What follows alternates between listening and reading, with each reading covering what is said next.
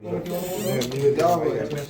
যে কমিটির vice chairman জনাব মাহবুবুর রহমান জিলানী এবং সেক্রেটারি মোহাম্মদ খায়রুল ইসলাম লিওন। এছাড়াও ছাত্র প্রতিনিধি, সাংবাদিক, আইনজীবী, নারী নেত্রী, এনজিও প্রতিনিধিরা এই কমিটিতে স্থান পেয়েছেন।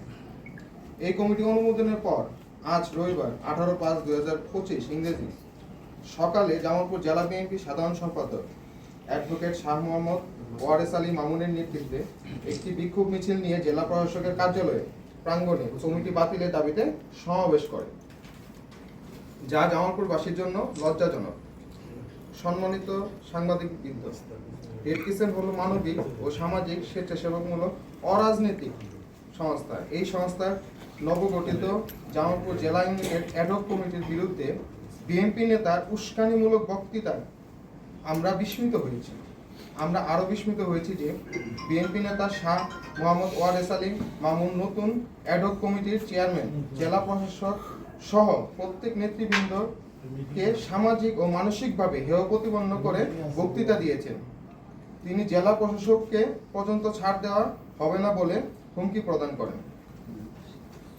রেড ক্রিসেন্ট ইউনিট কমিটির অনুমোদন করেন রেড ক্রিসেন্টের কেন্দ্রীয় চেয়ারম্যান মহোদয়। কমিটি অনুমোদনে সুযোগ্য জেলা প্রশাসক মহোদয়কে জড়িয়ে বিভ্রান্তিমূলক বক্তব্যের তীব্র নিন্দা জানাচ্ছে। এছাড়া অ্যাডহক কমিটির সদস্য বিশিষ্ট নারী নেত্রী শামীমা খান একজন সম্ভ্রান্ত মুসলিম পরিবারের সন্তান হলেও তাকে নাস্তিক বলে কটূক্তি করেন। এছাড়াও কমিটি আরও দুইজন সম্মানিত সদস্যদের বিরুদ্ধে বানোয়াট কথাবার্তা বলে তাদেরকে সম্মানহানি করেন। প্রিয় সাংবাদিকবৃন্দ, রেড ক্রিসেন্ট ইউনিট একটি অরাজনৈতিক সংস্থা হলেও বিএনপি নেতা শাহ ওয়ারেস আলী মামুন অ্যাডহক কমিটি নিয়ে বানোয়াট, মিথ্যা, কাল্পনিক অপপ্রচারের তীব্র নিন্দা ও প্রতিবাদ জানাচ্ছি। এসব অপপ্রচারের বিরুদ্ধে লেখনীয়র মাধ্যমে সাংবাদিক ভাইদের সার্বিক সহযোগিতা কামনা করছি।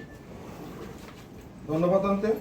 Mahbubur Rahman Jilani, vice chairman, secretary Khairul Islam Leon, ad hoc committee, Jamalpur জেলা unit, Jamalpur red crescent society.